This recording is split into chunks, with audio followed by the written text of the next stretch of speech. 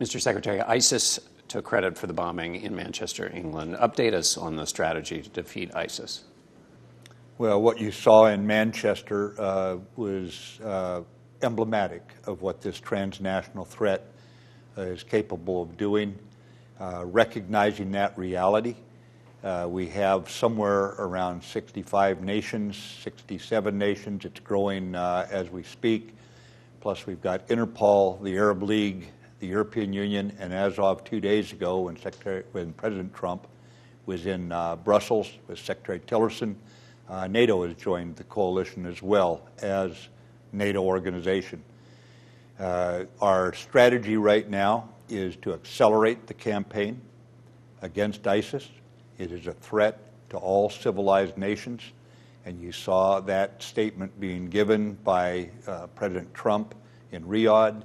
You've heard it out of Brussels. This is the understanding that Prime Minister May gave to the world about what had hit England. And the bottom line is we are going to move in an accelerated and reinforced manner, throw them on their back foot. We are going to we have already shifted from attrition tactics where we shove them from one position to another in Iraq and Syria to annihilation tactics where we surround them. Our intention is that the foreign fighters do not survive the fight, to return home to North Africa, to Europe, to America, to Asia, to Africa. We're not going to allow them to do so. We're going to stop them there and take apart the caliphate. Explain for people who don't understand what it means to be moving in an annihilation posture as opposed to attrition. Well, attrition is where you keep pushing them out of the areas that they're in, John. And what we intend to do by surrounding them is to not allow them to fall back, thus reinforcing themselves as they get smaller and smaller, making the fight tougher and tougher.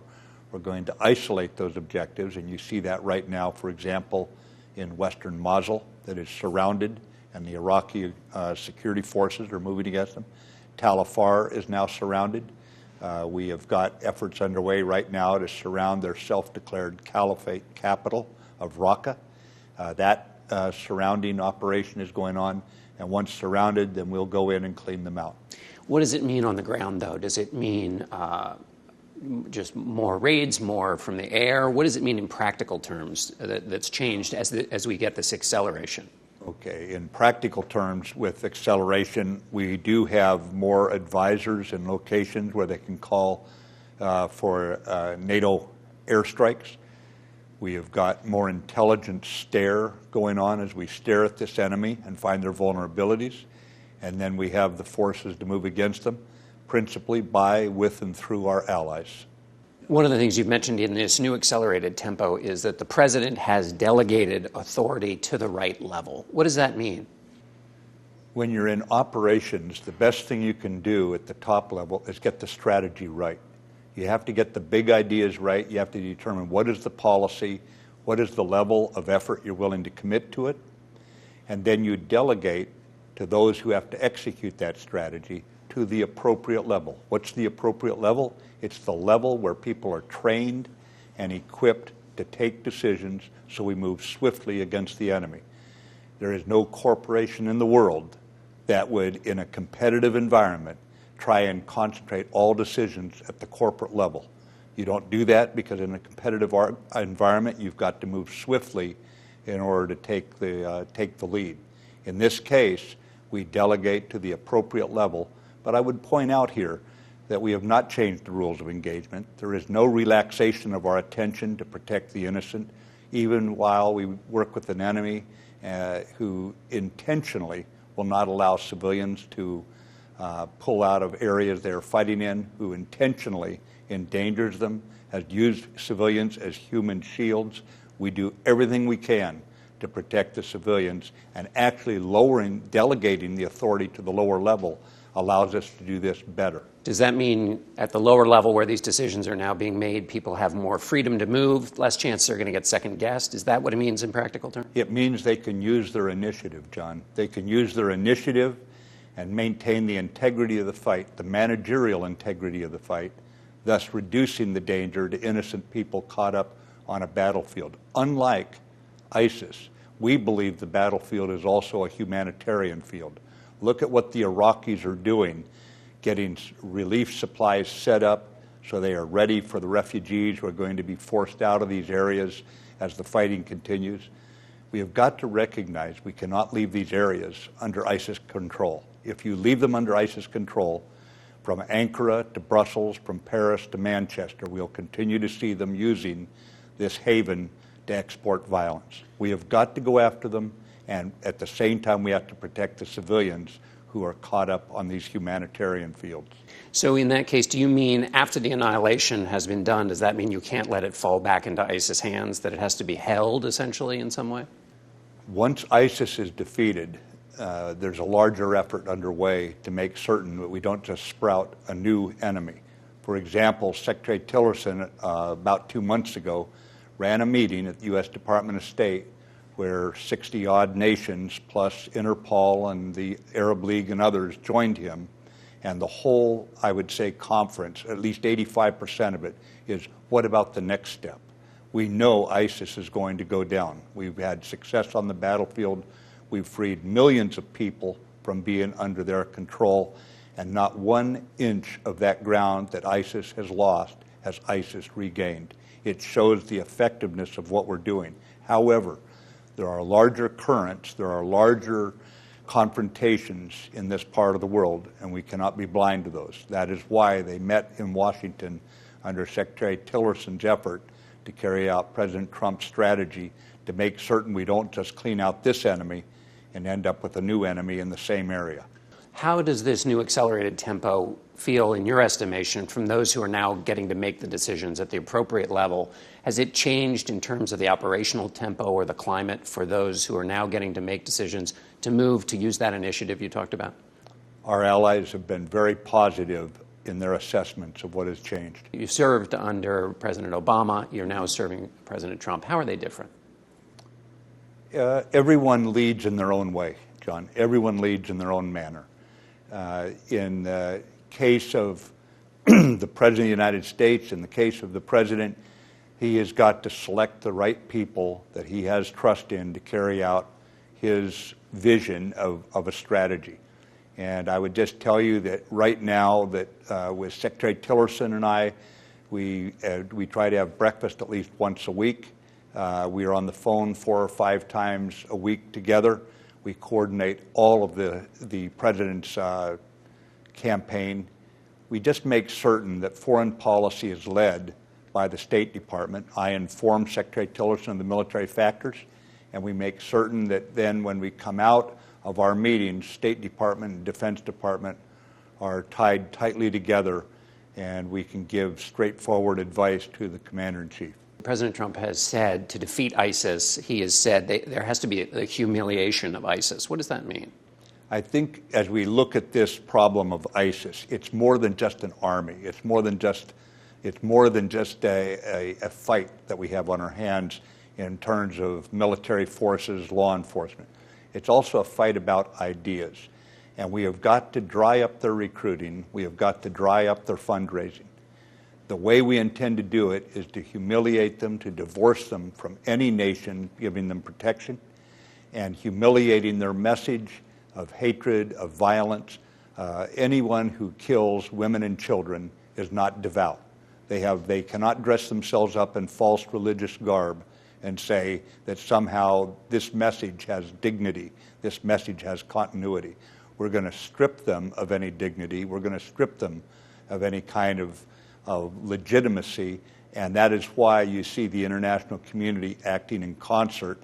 And as the Americans provide more forceful leadership, more aggressive leadership, accelerated leadership in this campaign, you see more nations signing up. This aggressive leadership, this aggressive tempo, when should Americans look to see victory? This is going to be a long fight. The problems that we confront are going to lead to an era of frequent skirmishing. We will do it by, with, and through other nations. We will do it through developing their capabilities to do a lot of the fighting. We'll help them with intelligence. Certainly we can help train them for what they face. And you see our forces engaged in that, from Africa to Asia. But at the same time, this is going to be a long fight, and I don't put timelines on fights. The fight is more aggressive. That means more casualties, doesn't it? It doesn't have to mean more casualties. At times it means the enemy may suffer more casualties. It's not an automatic that we will. There is obviously, to our young troops going into harm's way, they know what they're getting into. They're the best trained in the world. They're superbly equipped. And right now I would just tell you that the enemy, we intend to make the enemy pay the price. We're going to do everything we can to keep our allies and our troops alive. What about civilian casualties as a result of this faster tempo? Civilian casualties are a fact of life in this sort of situation. We do everything humanly possible, unlike our enemy, unlike our adversary, whether it be Lebanese Hezbollah and the way they fought against the Israelis, we've seen that, or you look at ISIS and their fight against the international community. No matter where you find these terrorists, Al-Qaeda, they have a callous disregard for human life, for civilian life. We, on the other hand, do everything humanly possible, consistent with military necessity, taking many chances to avoid civilian casualties at all costs. Under this new aggressive posture, what can be done that could not have been done or would not have been done, say, 6 months ago? Probably the most important thing we are doing now is we are accelerating this fight. We are accelerating the tempo of it. We are going to squash the enemy's ability to give some indication that they have invulnerability, that they can exist, that they can send people off to Istanbul, to Belgium, to Great Britain and kill people with impunity. We're going to shatter their sense of invincibility. They're in the physical caliphate. That's only one phase of this. Then we have the virtual caliphate that they use the internet. Obviously, we're going to have to watch for other organizations growing up. But the bottom line is we're going to continue to press against them, and that's got to be the method that we use right now. We cannot go into some kind of complacency. I'm from the American West. We have forest fires out there. And some of the worst forest fires in our history, the most damage were caused when we pulled the fire crews off the line too early. And so we're going to have to continue to keep the pressure on the enemy. There's no room for complacency on this. 100 civilians were killed after a U.S. bomb hit a building in Mosul in Iraq. Is this the result of this faster tempo? Is this the kind of thing Americans need to get used to as a natural byproduct of this strategy? The American people and the American military will never get used to civilian casualties. We will fight against that every way we can possibly bring our intelligence and our tactics to bear. In this case, again, people who had tried to leave that city were not allowed to by ISIS. We are the good guys. We're not the perfect guys, but we are the good guys. And so we're doing what we can. We believe we found residue that was not consistent with our bomb. So we believe that what happened there was that ISIS had stored munitions in a residential location, showing once again the callous disregard that has characterized every operation they have run. In North Korea, Americans have been used to a certain kind of warfare for the last 16 years in the Middle East. Help people understand what a conflict with North Korea would be like and how it would be different.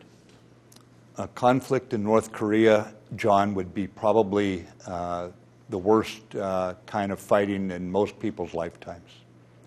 Why do I say this? The North Korean regime has hundreds of artillery cannons and rocket launchers within range of one of the most densely populated cities on earth, which is the capital of South Korea. We are working with the international community to deal with this issue. As you're aware, numerous administrations, Republican and Democrat, have tried to deal with this issue in the past, aligned with our allies and other nations. Right now, this regime is a threat to the region, to Japan, to South Korea, and in the event of war, they would bring danger to China and to Russia as well.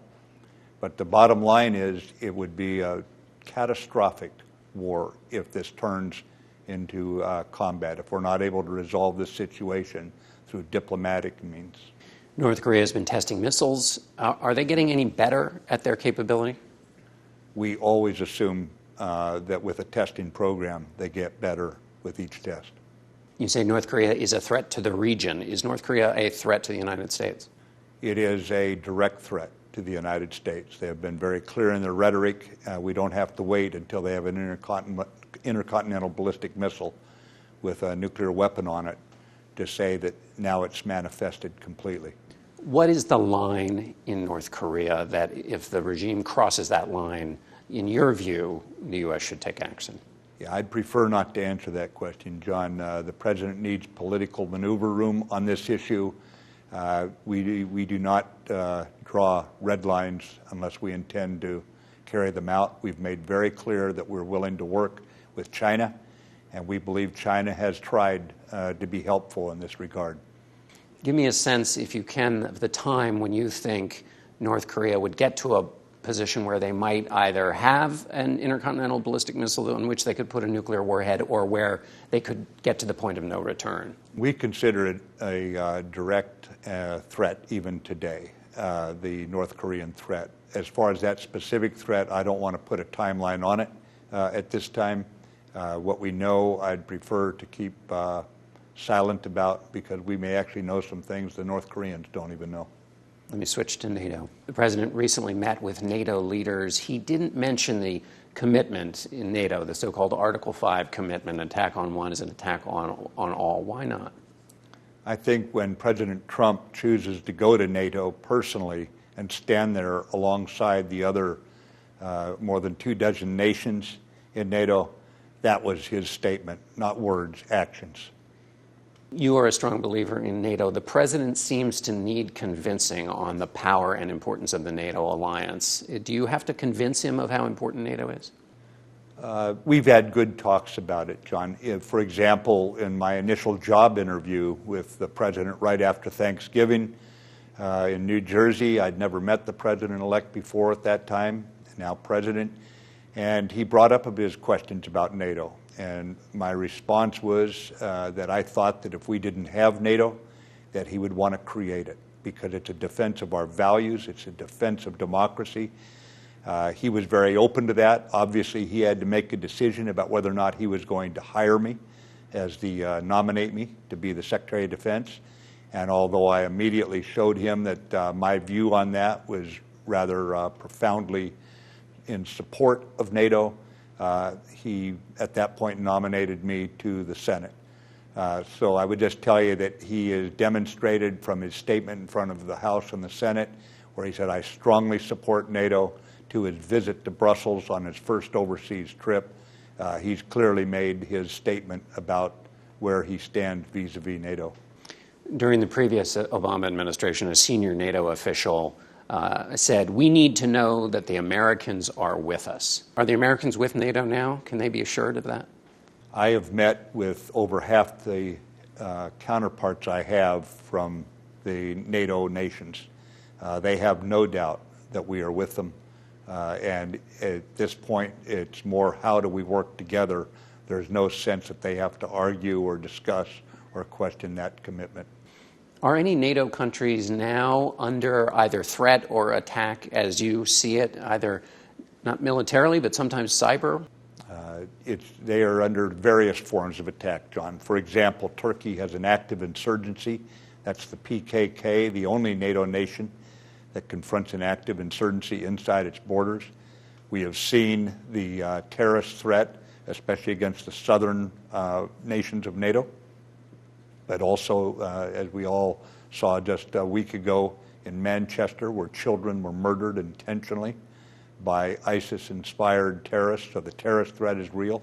From the east, we have Russia, which has declined to engage in a positive, productive manner, and is obviously, through its activities, shattered trust with a number of nations, especially along the eastern periphery. And at the same time, democratic processes, elections, the Russians have mucked around inside other people's elections. And so, yes, NATO recognizes the shifting sense of the threat. The president has encouraged NATO members to pay up. Is that bearing any fruit? It is. As of this year, we see a second year in a row of increased military spending. Taken together, the non-U.S. members of NATO spend 4 times as much on military defense than Russia does. So this is no insignificant amount. Furthermore, this is an organization of democratic nations, so every nation rightly gets its own say, but it is one that for the first time went into combat, went to war when the United States was attacked. It was organized, trained, equipped to rebuff the Soviet armies following World War II, and it never had to fire a shot. Probably the most successful military alliance in history. But when the United States was attacked, they all responded, and they were there with us in Afghanistan. When the president puts pressure on these NATO members to pay up, is there any worry that might backfire, that they might, domestically, they don't want to look like they're bowing to the pressure of the American president? I would just say that having been a NATO officer under President Bush and President Obama, and then having been back there in Brussels representing the Department of Defense under President Trump, that this is a consistent message that we have given the NATO nations, where President Bush wanted them to pay more for the common defense. They get the best defense in the world, the NATO countries, and we've all got to be willing to deal with it like a bank. If you want to take something out of it, you got to put something into it. President Obama sent the same message to NATO, that they had to pay their fair share. Finally, during President Obama's time, all the nations made a commitment in Wales that they would do that. So what President Trump is doing is consistent with both prior Republican and Democrat administrations. And the bottom line is the nations are spending more on defense now than they were 5 years ago or 10 years ago. What do the Russians want?